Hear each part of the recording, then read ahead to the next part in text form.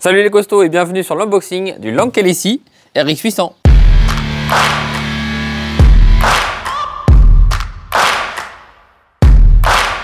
Attention, là c'est du Lank LSI donc forcément c'est collé.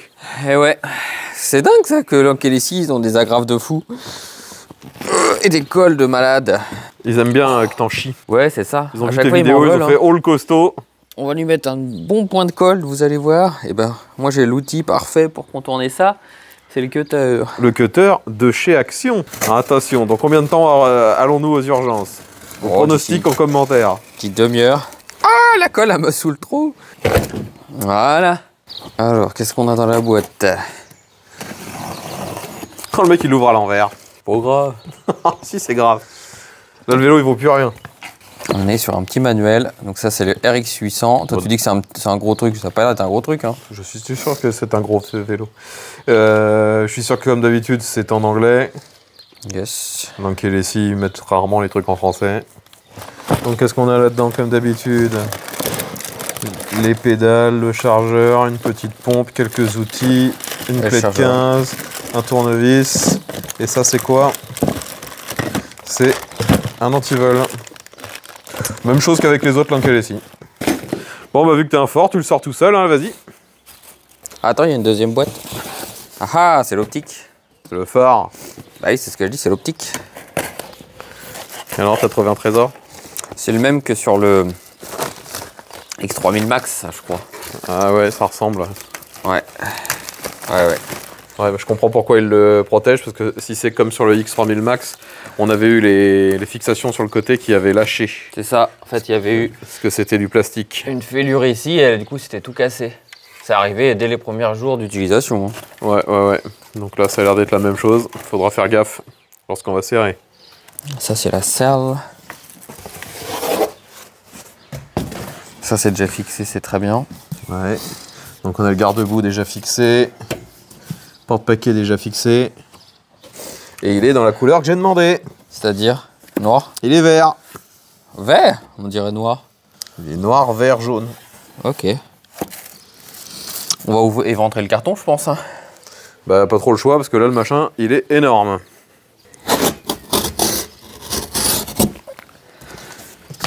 Aïe! Ah le mec il s'est coupé avec du carton. Non. J'ai mis ma main sur la graffe. Donc déjà je vois qu'on a une grosse potence de chez Zoom. Ça a l'air d'être la même suspension que sur le MG. Donc c'est encore un truc impressionnant, hein. Comme je te dis, il est assez balèze. Hein. Non, c'est des petits trous, ça c'est pas comparable. C'est les roues qui font tout chez Marc. Tu lui mets un tank, mais il a des petits trous, alors c'est pas un gros véhicule. C'est un petit truc, quoi. Un petit truc, ouais, bien sûr. Et on a une suspension arrière. Ça, c'est très bien. Ça, c'est top. Il faut la pince, maintenant. Bah, qu'est-ce qu'on a foutu? Je l'ai jeté par terre. Tu sais que t'as jeté ça par terre. Bah, elle est là, tu viens de passer à côté.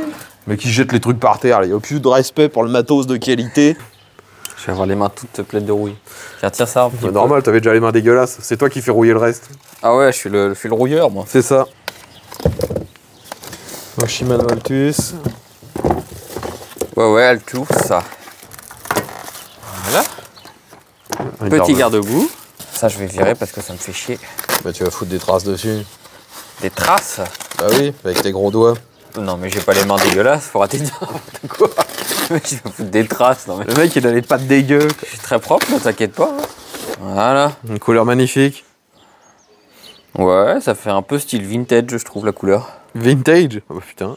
Ouais, je sais pas, du vert comme ça. Ça fait des bécanes des années 80, non? Bon, déjà, le pneu est super gonflé. Hein. Donc, c'est des pneus 20 par 4 de chez Kenda. C'est les Kenda Crusade. Ils sont énormes ces pneus, j'aime beaucoup le look. J'avoue. T'avais pas posé de question? Pourquoi t'avoues? Bah j'avoue. Ça c'est une selle, monsieur. J'avais remarqué, hein. Elle a pas l'air très confort. Non, elle a l'air d'être dure comme pas possible. Donc pas du tout la même selle que sur le MG 800. J'aime bien le look avec la suspension qui passe au milieu. Ouais, c'est plutôt cool. Hein. Je suis en train de rouler avec mon gravel et je vais vous expliquer pourquoi. J'ai eu un problème de son. Tous les rushs de l'unboxing, ils sont HS. J'ai juste un gros bruit qui fait... Donc je me suis dit, il fait beau, on est le soir, eh bien je vais aller me faire une petite balade avec mon gravel. Et pendant cette balade, eh ben, je vais vous expliquer un peu ce que c'est que ce vélo. Et je vais vous passer des images qui ont été filmées lors de cet unboxing. Je tenais vraiment à vous présenter ce vélo parce que là prochainement, vous allez voir la célèbre Côte de la Mort qui va revenir donc avec le Lankelesi donc RX 800+, mais pas qu'avec le RX 800+, il y aura aussi un vélo que vous attendez beaucoup. Il s'agit du MG 800 Max. Et donc je voulais vous présenter vraiment ce vélo avant la Côte de la Mort et avant le test, parce que le test, eh ben, il va être aussi avec ces deux vélos. Donc pour moi c'était important de vous présenter ce vélo là. On a commencé par le déballer comme d'habitude. Ensuite qu'est-ce qu'on a dû faire? Eh bien il a fallu qu'on monte le guidon, évidemment comme d'habitude. Donc le guidon, la potence bien avant, hein. Donc tourner la potence, fixer le guidon. Une fois qu'on a fait ça, eh ben, il a fallu qu'on mette la roue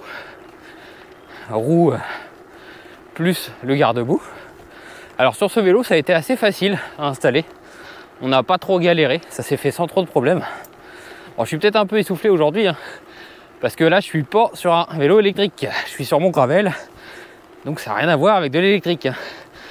Tout est donné aux jambes et ça fait du bien de faire un peu de sport parce que l'électrique c'est sympa mais ça vous fait pas perdre du gras. Et je crois que je commence à être un peu gras du bide, comme on dit, à force de rouler qu'en électrique, en mode mobilette. Oh putain, là ça monte, je me crève un peu. Ouh. Après je vais arriver dans une côte, ça va être bien pire. Pour vous parler un peu des specs de ce vélo, eh bien, on est sur un vélo déjà qui a des roues en 20 pouces, donc 20 pouces par 4 de large. C'est un fat bike mais avec des petites roues. L'avantage de ce vélo, et ben justement, c'est qu'il n'est pas très haut, il est assez imposant, mais le point positif, eh bien, c'est qu'il a une suspension arrière. Oh putain, ça grimpe. On va passer quelques vitesses. Donc il a une suspension arrière qui marche très bien.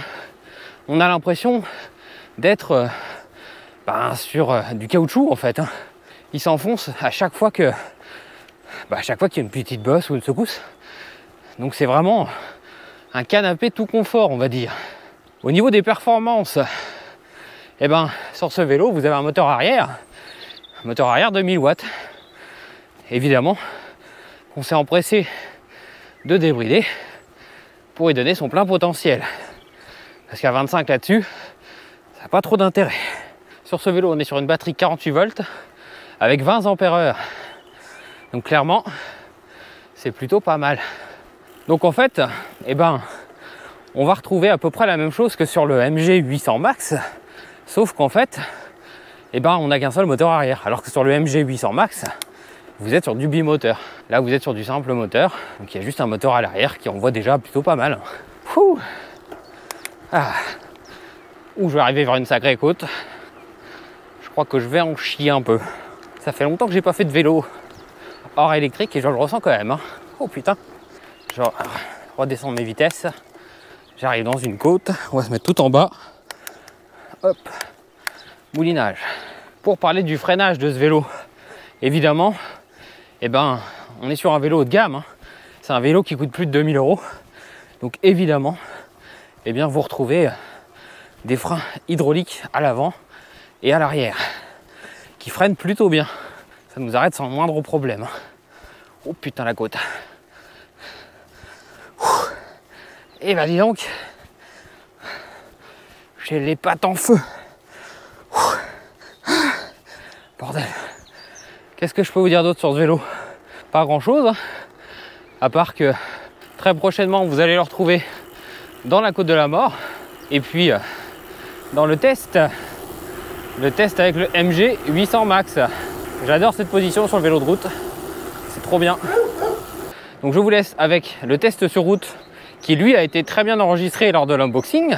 Et puis bah je vous dis à la prochaine et bonne fin de vidéo. Nous voici sur l'essai route, là je suis en mode 1. On a débridé le vélo en mode 1, je suis à 28. Putain c'est violent, 30 en mode 1. Allez, je vais tenter tout de suite la VMAX, on va pas s'embêter avec les autres modes. On va passer en mode 5. Mode 5, je suis parti, go. Putain, il accélère bien. Là, je suis à 30. 35. Là, il y a le Dodan, on va voir. Ah, ça amortit bien. Allez, on accélère. 38, 40, 41, 42, 43, 44, 45, 46, 46, ouais 46, on bloque à 46. Ça freine bien. Ah, le Dodan, on le sent pas du tout. La suspension, elle est folle. Le confort sur ce vélo, il est exceptionnel. En forêt, je pense que ça va être que du bonheur. En plus, on n'a pas de barre, on n'a rien qui nous gêne. On est vraiment très bien installé. Allez, je réaccélère. C'est parti. On retente la VMAX. 28, 30, 32, 33, 34, 35, 38. Oh, il y a plus de vent dans ce sens-là. 40, 41, 42. Ouais, 42, j'irai pas plus haut. Ouais, et bah franchement, c'est vraiment pas mal. C'est un super vélo, hein. Enfin, on verra ça après sur le test complet quand on ira en forêt, on fera vraiment le test. Donc bah, si vous connaissez ce vélo, dites-nous dans les commentaires ce que vous en pensez, surtout si vous le possédez, hein. Donnez-nous votre retour d'expérience, c'est toujours cool. Abonnez-vous, laissez des likes, et puis bah, je vous dis à la prochaine pour un prochain test ou autre chose. Allez, salut les costauds!